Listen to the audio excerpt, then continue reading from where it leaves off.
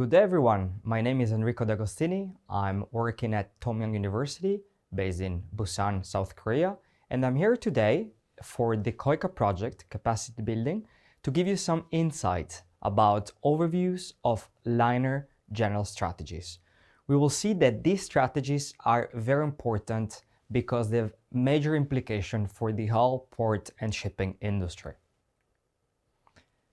So we will start with an introduction about the major shipping lines, which actually are logistics operator rather than shipping lines. And then we will see the major strategy of liners. So the first one is again an overview of the largest shipping lines.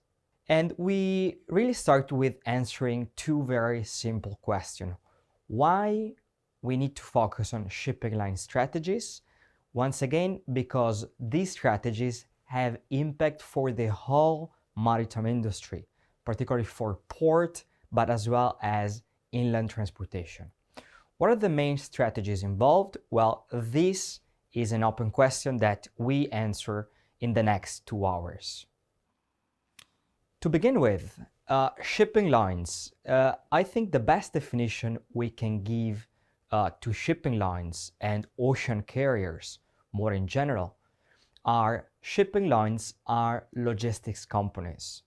So they're not really involved purely in maritime transportation, but there is a wide range of activities that really stretch beyond maritime transportation.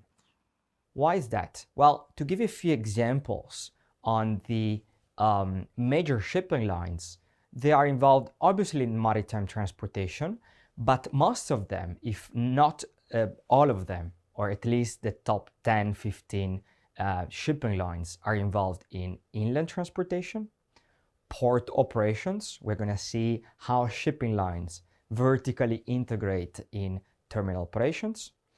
We're going to see that those companies are also involved heavily in value-added logistics activities. As you see the picture in the warehouse, this involves all sort of labeling operation, packaging, inventory management, and so on. Storage, they also involve in cargo storage and door-to-door transport, obviously. Door-to-door transport because they are able today to offer holistic transport from point A to point B. And in here we have a list of the top 30 shipping lines. That's what we just were talking earlier.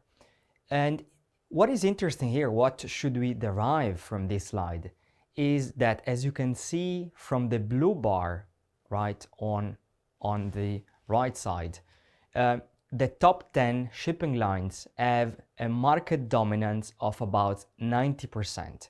As you can see from shipping line 10th to shipping line 30, they don't have much market share, and that's represented by the very tiny blue bar. Moving on with the top 10 shipping lines, and this is where really we're talking about the most large shipping lines. Very quickly, let's have a description of them. Number one is Maersk. Maersk is a privately owned shipping line based in Copenhagen. Denmark, currently number one worldwide with a market share of 17%. Number two, MSC, Mediterranean Shipping Company. That's another private shipping line based in Switzerland with about 15.9%, very close to Maersk in terms of capacity. Then we have number three, COSCO, which is an interesting shipping line because it's a Chinese public company. So it's basically the Chinese government behind this shipping line. They're moving very aggressively towards market expansion. And they're number three with 12.5%. Then we have number four, CMA CGM, Marseille, French-based shipping line with 11.9%. As you can see in the light blue bar right here, the light blue bar represents the order book. That means the capacity, the number of ships that are currently on order. Number five, we have Hapag-Lloyd, German shipping company from Hamburg. Number six, One Ocean Network Express. That's a Japanese one, and that's the only Japanese shipping line that we have today after the three ones, NYK, MOL, and K-Line merged together. Then we have Evergreen, Taiwanese shipping line, quite some order book as well, represented by the light blue bar. We have HMM, which is the only Korean shipping line today after Hanjin went bankrupt. And they've been growing recently with order of mega container ships. Number 9, we have Yangming, another Taiwanese. Number 10, PIL from Singapore. Number 11, Zim from Israel. And number 12, Wanhai Lines from Taiwan. So it's interesting that these 12 shipping lines control about 85 to 90% of the whole market. So the market is extremely concentrated. Here we have another table that represents the 12 top shipping lines, but here there is, this table is showing us something else. They're showing us how many ships the shipping line, each of these shipping line operate. Okay, these are the number of ships operated, out of which these are the owned ones and these are the chartered ones. So in this case, we're already introducing one strategy of shipping lines, which is mixing their fleet with a percentage of fleet being owned and percentage of fleet being chartered.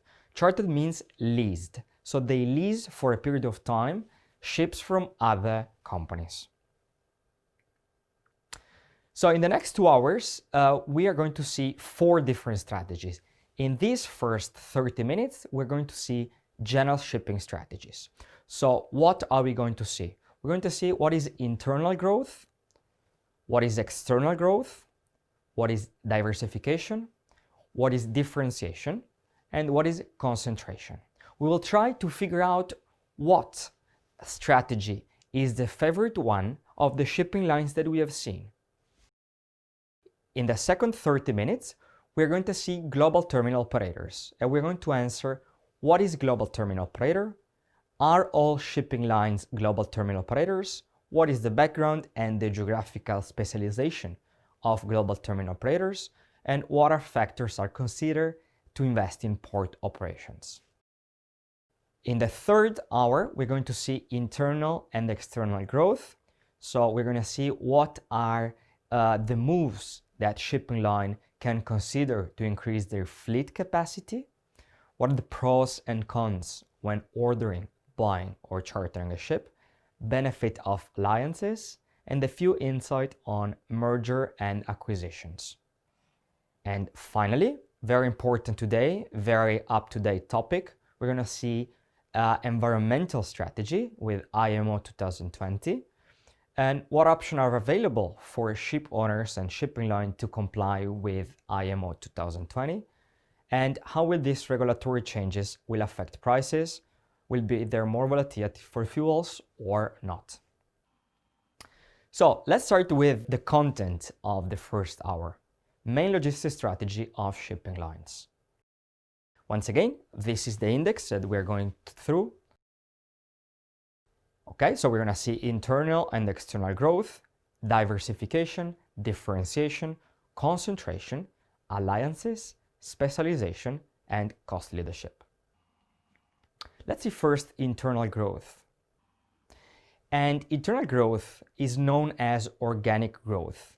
It's really when a business expands its own operation by relying on internal resources, usually it's internal financial resources.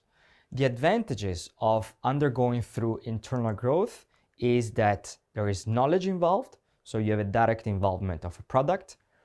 There is strategic independence, so you have no compromise, no talks with other companies, and you have reduced cultural crashes. If you compare those things, particularly with merger and acquisitions. So internal growth, what are really the options for shipping lines?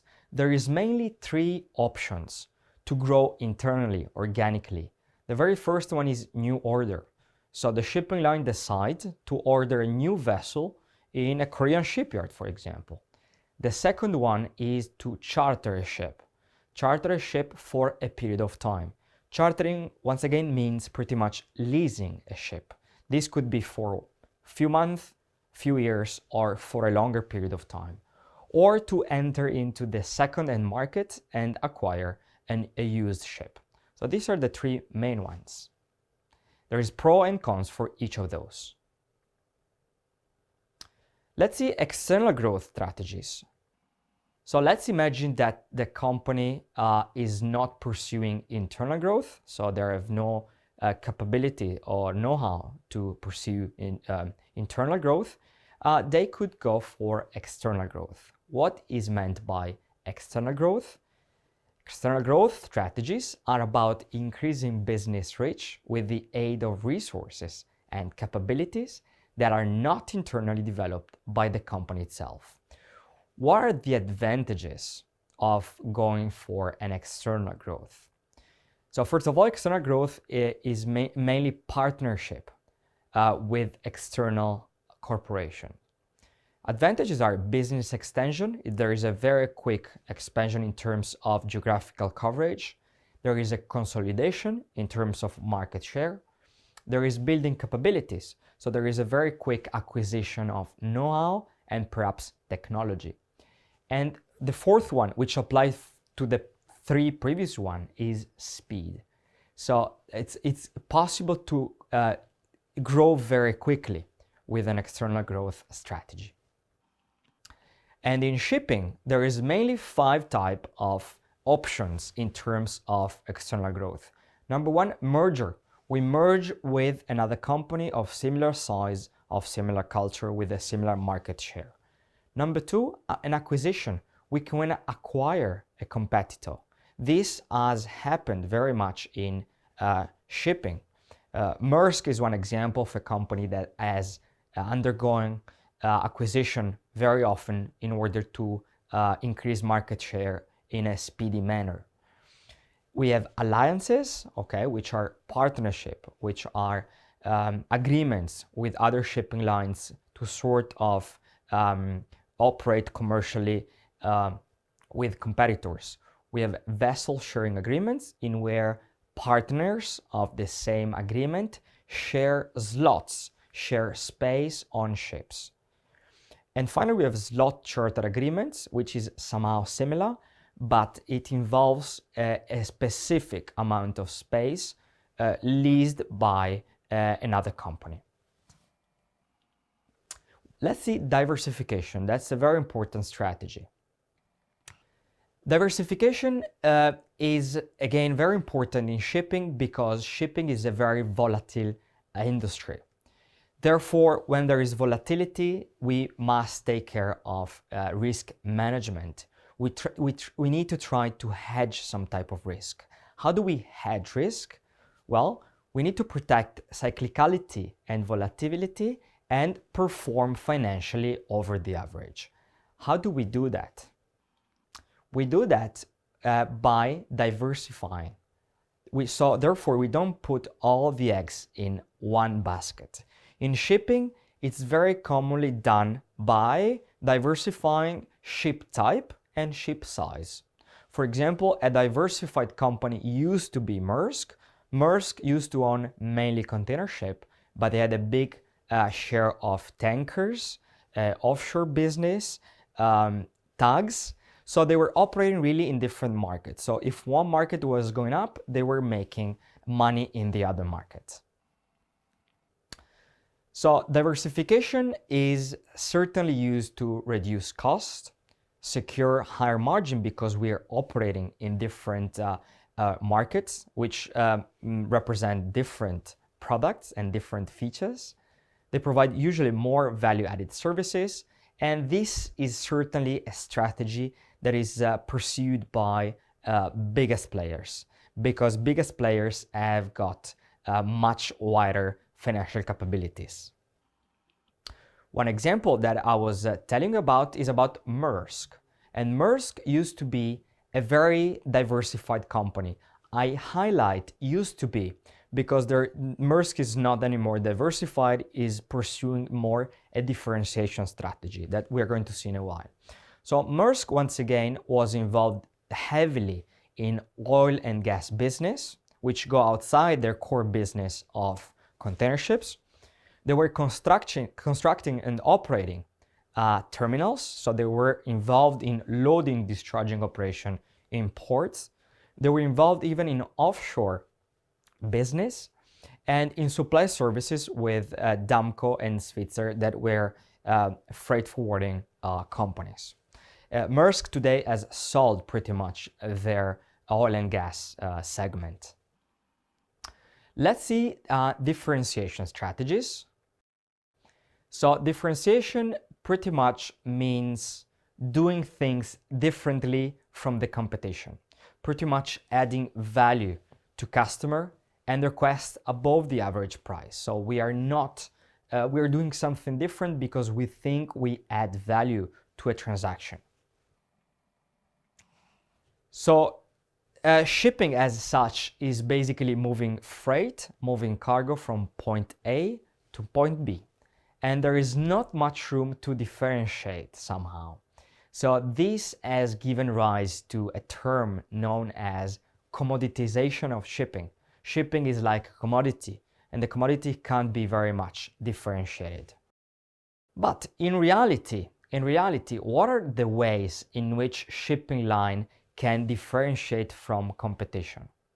Well, there is many ways. They can be involved in terminal operation, they can be involved in warehousing, they can differentiate in terms of geographical coverage, so operating in other markets. Customer service is certainly a way to differentiate, providing very quick and efficient customer service. Frequency of service, so how many calls per week do you provide in this specific port? The directness of sailing, so how many deviation do you do from point A to point B? The more direct, the better service it is. Port coverage, door-to-door service. Again, this is why I was telling you Maersk moved from a diversification strategy to a differentiation strategy. They used to be diversified. Now they're very much putting effort on providing door-to-door services, intermodal services, and IT. There is a lot of discussion about digitalization of shipping. So making smart ships and in general smart operation to provide faster, quicker and more efficient service. We also have another general shipping strategy which is about concentration. What do we mean by concentration? Concentration is simply the strategy of focusing on a niche market, on a small market which is not too much invaded by the biggest player.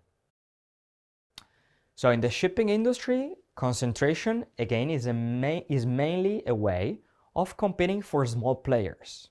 To give you one idea, HMM, Hyundai Merchant Marine, the Korean shipping line, mainly has a concentration strategy. They are not in the top of the list, right? We have seen that before. They are very much concentrating their shipping and logistics services in the Trans-Pacific between Busan, South Korea and China and the west coast of America. They're very strong in this specific market. Why? Well, because they tend to concentrate, and the port of loading, the home port for them is Busan in the Far East. Let's see alliances, which are a very common strategy for pretty much all the major shipping lines. A shipping line, which is otherwise known as an ocean alliance, is a group of ocean carriers which join forces to create a cooperative agreement which form a strategic alliance covering various trade routes through cooperation between its members on a global level. So a few of the advantages. Why are there shipping lines which partner up and make alliances? First of all, it improves economy of scale. We are able through alliances to fill up ships quicker. It leads to more efficient operations. It increases the bargaining power of shipping lines towards cargo owners. It increases the customer base. It improves the asset utilization. Otherwise, in a depressed market as today, ships would be half empty. They provide more frequent sailings, and firm can pass the benefit to customer through a superior value proposition. So these are a few advantages that are gained from alliances. There is also another strategy, which is specialization. And specialization is nothing else than the strategy of target specific customer market segments. What does it mean, specialization? Well, there is a few shipping lines that specialize on very, very specific specialized cargoes. For example, we were seeing before CMA CGM. CMA CGM is specializing on providing transportation of live lobsters. So they created very specific containers, and they're specialized in live lobster and live fishes transportation from Northern Europe and the Caribbean towards the Far East, mainly to China. It's obviously a strategy that is mostly developed by small companies, okay, along with a special focus on quality. We also have cost leadership. Cost leadership is a very simple yet not so easy simply implemented strategy, and that's to increase efficiencies and reduce production costs below the industry average. How do you do that in shipping? Pretty much by exploiting scale economies. For example, MSC, Mediterranean Shipping Company, our number 2 shipping line, has been known as a sort of cost leadership achiever. They used to be cheaper, yet the service they provided was not the very best one. Cost leadership in shipping, once again, it's a strategy that aims to become a low-cost provider in the industry, yet not very easy, and is achieved once again through economy of scale. Therefore, to achieve cost leadership, what is the strategy to go for? We need to operate very large container ships. We need to operate at least a good percentage of our fleet with ultra large container vessels, 20,000 TEU plus. So summarizing our general liner strategies, okay? We have seen once again, these are our top 12 shipping lines. We have seen that we can categorize sort of the top four, which are really the big ones, those with more than 2 million TEU capacity, okay, CMA CGM, COSCO, MSC, and Maersk. Then we have Hapag-Lloyd, the German one, and Evergreen, so sort of these three ones, which are between 1 and 2 million TEU capacity. And then we have HMM, Yangming, PIL, ZIM, and Wanhai, those with less than 1 million TEU capacity. So how can we summarize the strategy that we have discussed? We can summarize those with the first 4, okay, which are the major one. Maersk, MSC, COSCO, and CMA CGM are mainly using differentiation strategies. Why? Because they are offering door-to-door services to the customer. Therefore, they are able to provide, and they're willing to provide, certainly better services. Some of them are also diversified. To give you an example, MSC is number 2, very strong in container, but MSC has diversified their fleet with cruise ships. Therefore, they are also in the passenger segment, which at the moment, due to COVID, is not doing very well. Yet they've diversified passenger and cargo. COSCO is also offering differentiation and diversification. COSCO is diversified in terms of geographical market that are served. COSCO is one of the tools through which the Chinese government is trying to implement One Belt, One Road strategy. And we have, the COSCO is also very much diversified in terms of product diversification. So they've many different ship types within their fleet. CMA CGM is also differentiating and diversifying. Then we go to the next second tier of shipping lines, and they're a bit smaller, yet the strategy that they pursue is also diversification and differentiation. Particularly Hapag-Lloyd, One, and Evergreen, they're very much putting their effort in digitalizing their fleet. Then we have number 8 and number 9, HMM, the Korean, which, as we were saying, they are mainly concentrated. Their market share is focused on niche market. In HMM case, the Trans-Pacific, so from the Far East to West Coast of America. And finally, we have the last 3 shipping lines, which are concentrated and specialized. This is a way for them to survive in the market. So, concluding this first 30 minutes of presentation, what are the takeaways of this overview of shipping strategies? When shipping lines pursue growth of fleet capacity, they have an option of internal or external growth. And that's very much a matter of capabilities. Internal, we're saying own finances. External, mainly merger and acquisition and alliances.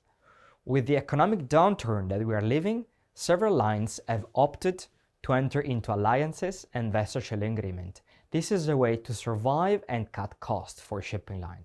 It's a very important strategic decision. Third, diversification, differentiation, specialization, and concentration are strategies that are commonly pursued by the largest shipping lines. Ultimately, there is not a best strategy, and the selection of a specific one will depend on the shipping line mission, vision, financial capabilities, and fleet characteristics.